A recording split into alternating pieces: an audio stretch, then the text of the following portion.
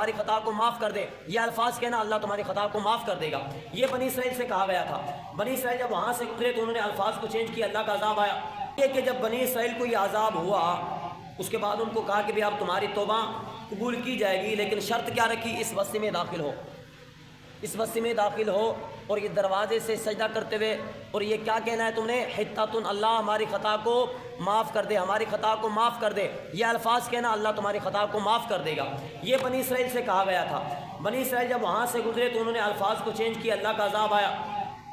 پھر اللہ تبارک و تعالیٰ نے اب وجہ کیا تھی جو اس کہا کہ اس بستی میں داخل ہو؟ وہ بستی کون سی تھی؟ علماء کرام فرماتے ہیں وہ بستی بیت المقدس تھی۔ وہ بستی کون سی تھی؟ بیت المقدس، جو قبلہ اول جس کو کہا جاتا ہے، مسلمانوں کا قبلہ اول۔ اب قبلہ اول جو ہے، یہ تو نہیں کہا گیا کہ بھی مسجد میں داخل ہو،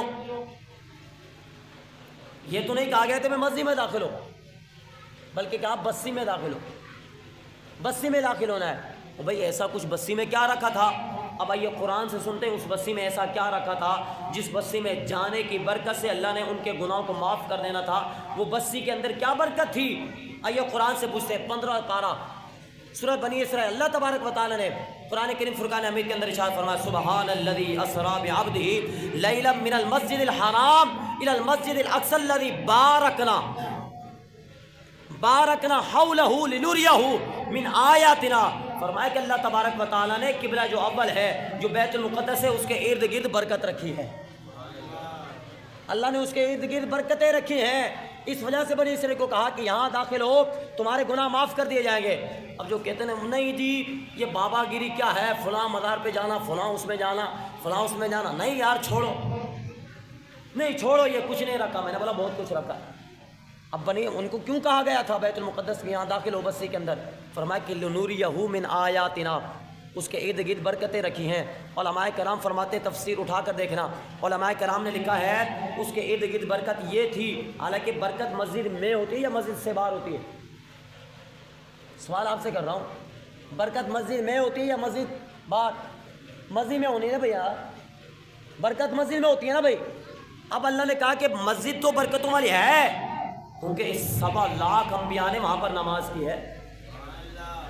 بیت المقدس مسلمانوں کا پہلا قبلہ وہ ہے جہاں پر 1,24,000 انبیاء نے وہاں پر نماز پڑھی ہے۔ وہ کتنی عظمتوں والی مسجد ہوگی۔ آج اگر کسی مسجد کی بنیاد کہیں کا پیر آ کر رکھ دے، ایک بلا کر رکھ دے، ہم کہتے ہیں یار بڑی شانوں والی مسجد، فلاں پیر صاحب نے افتتاح کی ہے اس کی، تو بھائی 7 لاکھ انبیاء نے اس مسجد کے اندر نماز پڑھی ہے، تو وہ مسجد کتنی برکتوں والی ہوگی؟ وہ تو مسجد ہے برکتوں والی، لیکن اس کے باہر کہا گیا کہ باہر بھی برکت ہے۔